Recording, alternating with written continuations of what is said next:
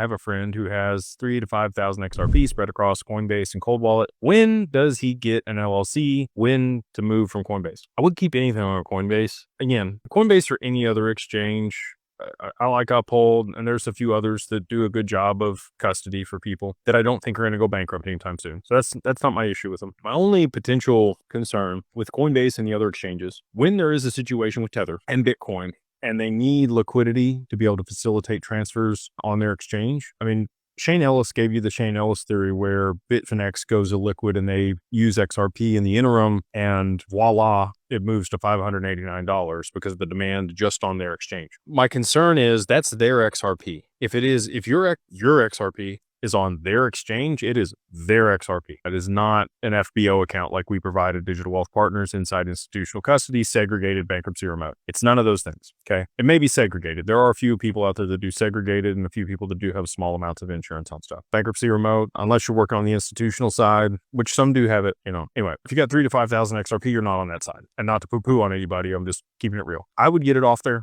get it on your cold wallet, just so that you don't have any counterparty risk.